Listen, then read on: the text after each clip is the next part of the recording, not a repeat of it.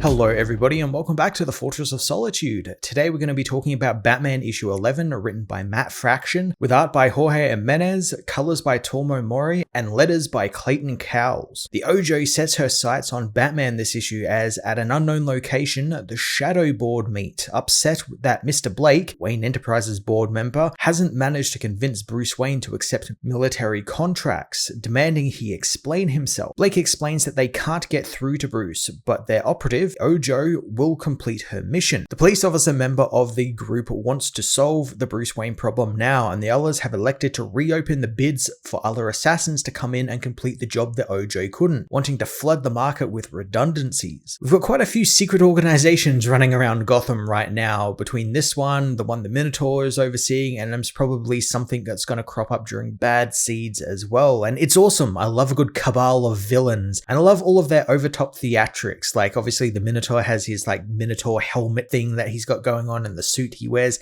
and here they just wear these like shitty like drapes over their faces to hide their identities, but everyone already knows who each other is. I also think this is setting up an upcoming assassination of Bruce Wayne storyline that's going to be happening sometime after Bad Seeds. I guess it's good that Matt Fraction is kind of laying the groundwork beforehand, like quite a long time beforehand, but it also means that we're cutting into other plots the book is already, trying to set up. So the book is kind of being pulled in a bunch of different directions, and it's kind of balancing quite a fair bit right now, which is a very big problem since some of these plots might suffer because of it. The board decides it's going to be a bake-off, and may the best killer win, as later Blake nervously meets with the OJO, telling her that the other assassins will be taking up the job and she is no longer needed. The woman isn't too happy, and this is all very unprofessional, but Blake reminds her that this isn't a guild job, so she isn't protected by their charter, and she has no other choice but to give up. Blake wants to get her a kill fee so she doesn't walk away empty-handed, but the OJO has had enough of the cowardly businessman, telling him that she will kill all of the assassins along with Bruce Wayne. With one swift motion of her katana, she cuts Blake in half, killing the man instantly. Later on, Blake's bisected body is found by the cops and Batman, as well as at the Iceberg Lounge. Penguin hosts several other crime families, thanking them for coming, especially after the tragic losses they suffered at the hands of the Minotaur. As he fixes himself a drink, Oswald tells them that they aren't partners anymore. They are all prisoners to the Minotaur, and it's because they let him in since the money was too good, so how could they refuse? He proposes that they show this new kid in town how some old school Gotham gangsters handle things. As I said before, there is a little bit of plate balancing going on here with, the stuff Batman's doing, the stuff that Bruce Wayne has to do with Zella,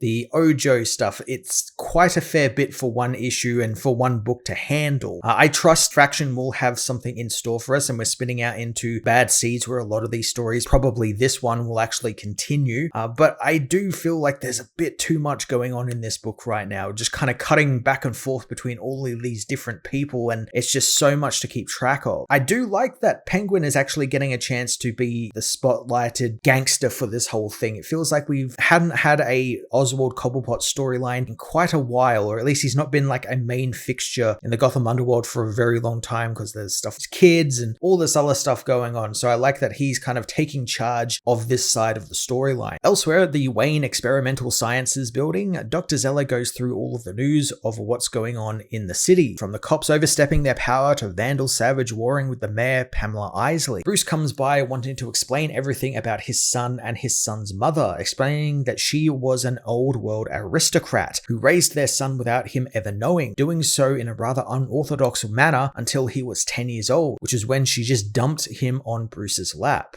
saddling him with the boy, and it became his priority to ensure that Damian grew up into a proper man. Bruce manages to cover for Damian by saying that he thought maybe if he contacted Batman, he could help Damian grow in ways a billionaire playboy couldn't provide him. He needs Zella to know that it was his choice and he couldn't leave his son, and he hopes that Zella won't leave the company since she is needed too. I like to think Bruce really rehearsed this big excuse as to why Damian is Robin. It feels like he really had to map out everything between him and the Al Ghouls and sew in some truths to make the lie work. But then again, it's also not really a lie, since Bruce really believes that Batman is there to help regulate Damian, and we've seen the evolution of that, especially in this comic where he's kind of pushing Damian to like be his own person, go to college, go meet some people, not just make Robin his entire identity. He needs to have another identity. He needs to be a human for a change. And Robin is kind of resisting that a little bit, and I think he's starting to come around to it, but I've really enjoyed Fraction exploring that with Bruce and Damian, and it also gives them a chance to do things out on their own separately. And then of course we have the other Robins coming in every now and then. We had Tim, and then now Damian, and I'm sure we're going to get another Robin coming back. I'm sure Tim's coming back at some point.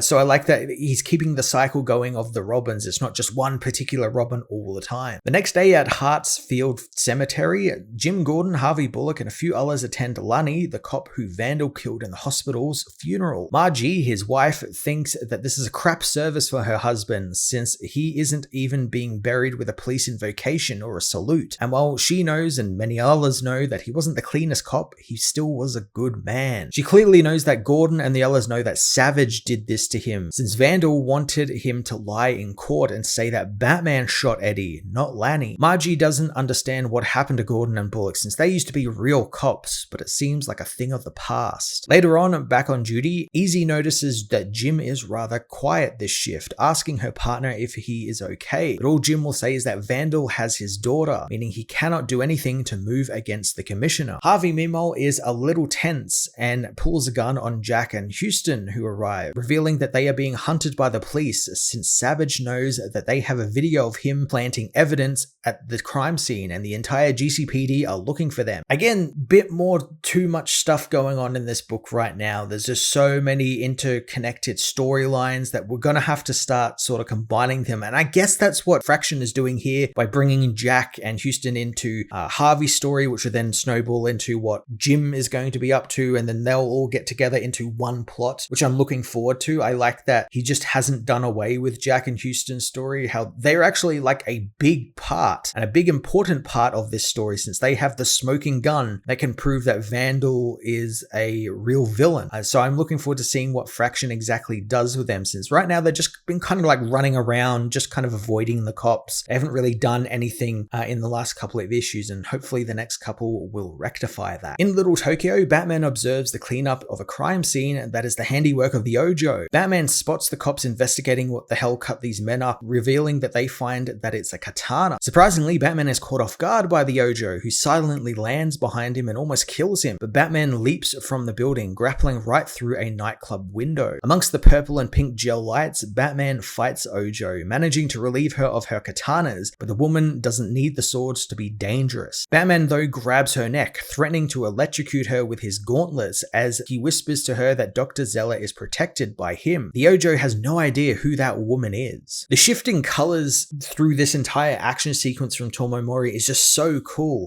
It's just these great light pinks and purples mixed with Batman's blues and grays, and it looks fantastic, makes the fight really jump off the page. The fight is soon stopped by the arrival of the GCPD SWAT teams, whom Batman tries to tell that the OJO is responsible for the murders in the building next door, and if he releases her, she'll kill them all. Vandal is listening in and doesn't care, telling his men to open fire on both of them, and they do, so Batman is forced to let the OJO go and cover the area in smoke and flash bombs, allowing him to escape out of the window. Later at the Batcave, Damian goes over his father's new theory, which is that the 000s were hired by Hugo Strange to kill Zella because Strange was jealous of Zella's work, but the OJO was actually hired to kill Bruce Wayne by someone unknown, and both parties just so happened to come after Bruce and Zella at the same time while they were on their date, which Bruce doesn't think was a date at all. He agrees with his son's assessment, but also thinks that maybe the OJO actually saved him from the 000s,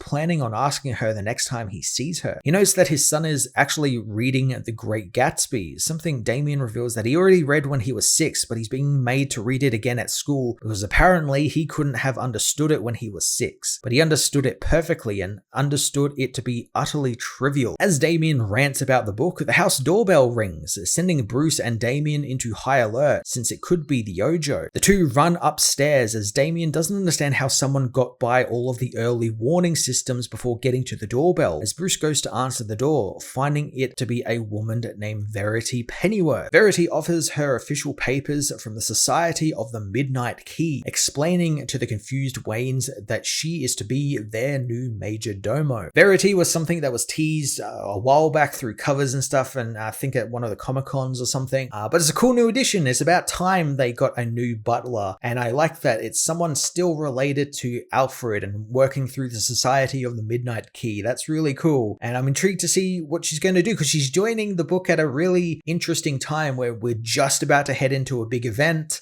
There's a lot of things going on, as I've said throughout this issue. There's, crime families on the move with, Penguin and the Minotaur and all that. All these different assassins, the OJO, gunning Bruce, or Vandal and Pamela are fighting. So there's a lot of stuff going on, and she's going to have her work cut out for her, but I'm really looking forward to exploring more of who Verity is and how she's going to help Batman and his family. Batman issue 11 was kind of a mixed bag for me. It feels like it's balancing too many plates at this moment. A lot of these plots will eventually kind of intertwine together and form one big plot, but right now everything is just kind of spread out a little bit too much for my taste, and it led to the book always, every other page cutting to something new, and we never really got to spend a lot of time with any of these plots in any really decent way. I do like all of the stuff that Fraction is doing with the OJO and setting up how there's killers after Bruce as well as Zella. I like that they're getting Bruce more involved in the storylines rather than Batman. That's always really interesting to see how Bruce goes about dealing with those sorts of threats. And we've got the introduction of Verity Pennyworth there at the end, which is intriguing. She's joining the book in a very interesting time. I'm intrigued to see how Fraction is going to balance all of this out as we head into Bad Seeds, which might even just add more plot to all of this, which might end up being the tipping point for this book, and it might just become overstuffed in my opinion. I'm going to give this issue a 7 out of 10.